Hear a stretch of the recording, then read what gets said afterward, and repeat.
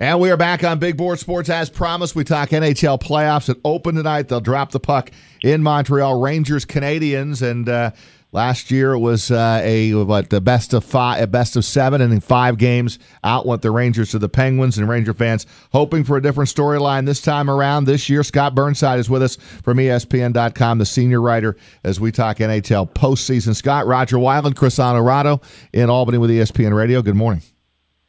Hey, how's it going, guys? It must Good. be exciting. You must have some Ranger fans chomping at the bit. See how they begin the playoffs later tonight, this evening at the Montreal Canadiens at the Bell Center. It should be fun. Yeah, you know what? And it's pretty interesting because we work with a lot of Ranger fans, and I'm not hearing good things. Working with Ranger fans who love the Rangers that are not picking the Rangers to get past the Montreal Canadiens.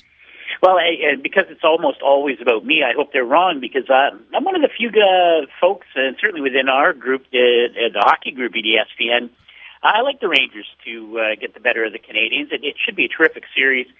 A lot, obviously, it simply goes without saying, doesn't matter what series you're talking about, but if you don't get top-flight goaltending, then you are going to be in a world of hurt, but especially when you're facing off against Carey Price, who, in spite of some ups and downs for the Canadiens this year, still ranks as one of the top 2 or 3 goaltenders in the world. So if you're Henrik Lundqvist, who also endured some ups and downs in this season, and certainly dating back to a playoff series I covered last year, which was not very good against Pittsburgh in their 5-game loss, this is a real, I think, I don't know whether defining moment's the right term for it, but this is an important series for Henrik Lundqvist, because if he plays well, if he's able to match Carey Price save for save, and he's certainly shown historically that he has that kind of ability, I think the Rangers win this series, because I think they're better balanced up front. I think their offense is going to be more dynamic. Certainly the Canadiens' defense has been very, very good. Shea Weber, Andrei Markov has had a renaissance year in the twilight of his career, so he's been very good. But I think the Rangers match up very well as long as Henrik Lundqvist can hold his own against Carey Price. What was it this year about Lundqvist, Scott? It was kind of an up and down year. A lot of bumps this season for Lundqvist. Can he flick the switch here and really have a superb playoff? Well, certainly I think he has that capability. Though he's not getting any older, or any younger rather, and when you get to a certain age, and especially when you've played your entire career with one team as Henrik Lundqvist has, I think it's fair to start asking the question about, when does that window close? When is it too much to expect a guy like Henrik Lundqvist to be able to shoulder, I'm not just talking workload in terms of games played, but in terms of delivering consistent quality starts. And that was it for him. I think Henrik Lundqvist was very candid during the middle of the season when he did lack that consistency. I think he's been much better down the stretch. Still a couple of wobbles. But he is a guy, given his experience, you go back and he's taken the Rangers to a Stanley Cup Finals in 2014. He's won an Olympic gold medal. He's won an Olympic silver medal in Sochi.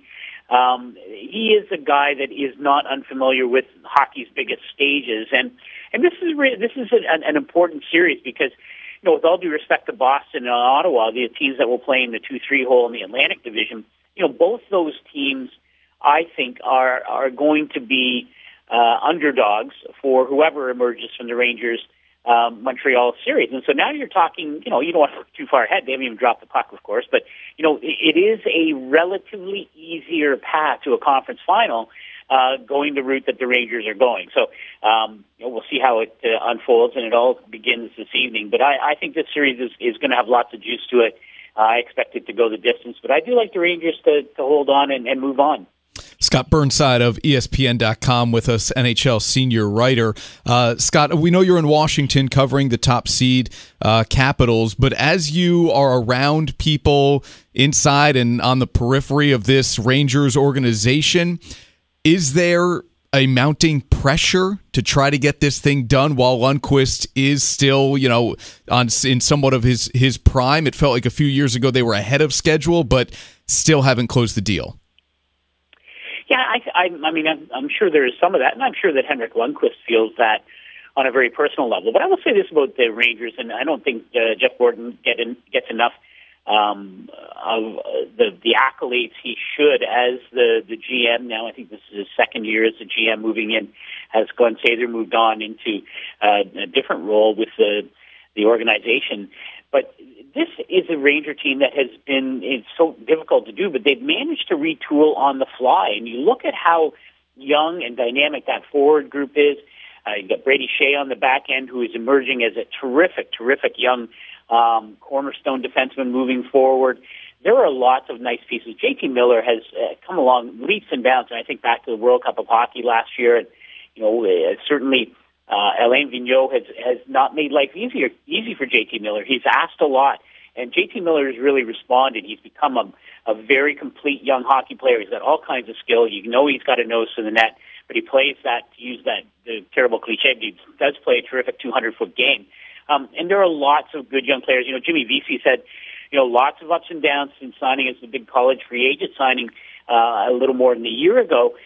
He has terrific high end, and he's got top end talent. Mika Zibanejad, who had the injury early on. I think there's lots to like about the young forward group. And mentioned Brady Shea on the back end. There are lots of nice components that, to me, this is not an aging team that has to win because your core of 4 or 5 players will soon be well past their prime, and then you have to start from scratch. I think the Rangers are well on the way to a strong rebuild without really taking a step back vis-a-vis making the playoffs. Well, there's no question they need a consistent Lundqvist starting tonight, and Price is an absolute stud for Montreal. So, I mean, if you're going to give an edge, I'd even give the goaltending edge to Montreal going into this series. But we'll see. How about overall, Scott? What's your thoughts here? Is there a clear-cut favorite? Is this wide open? Is the East a little bit stronger than the West? How about an overall view here as we get ready to roll? Yeah, and I've covered a lot of Washington Capitals playoff series over the last decade or so, and it has often ended ugly for a team that almost always hits the playoffs with huge expectations. No different this year. Second year in a row, they're the President's Trophy winners as the league's best regular season team. This team is better, deeper. I think they're better poised to go on their first long playoff run since Alex Ovechkin came in the league after the 04-05 lockout. They've never been out of the second round since Ovechkin came in the league. I think this is the year they win it all. They are so well put together. Start with Braden Holtby in net, won the Vezina last year, will probably be on the final ballot this year. Extremely well coached. You pick up Kevin Shattenkirk at the trade deadline to give you incredible depth, especially on the right side along the blue line. And this is a team that rolls 4 lines. I was looking at Alex Ovechkin's ice time. It's the lowest, I believe it's the lowest in his career. In average minutes per game, he's like 18 and change. Usually he's around 21 and change. But they don't need him. And he and I talked about this about a month ago. He was in a bit of a slump for Ovechkin, no goals in 10 games. He said, listen, I don't need to score now. I need to score later. And the way he's played down the stretch, the team, I think, had a lot more snarl than they did a year ago. I think they are going to steamroll the Toronto Maple Leafs in the first round. And that sets up an intriguing potential round 3, Crosby versus Ovechkin in the second round. Very difficult to get out of the East. There's no question about that when 3 of the top 4 or 5 teams in the NHL are in the Metropolitan Division. But I do believe that this is the spring for the Washington Capitals to finally break through. Scott Burnside, ESPN.com senior NHL writer. Thank you for a few minutes here on Big Board Sports on ESPN Radio in Albany. Thanks, Scott. Yep. Yeah, anytime, guys.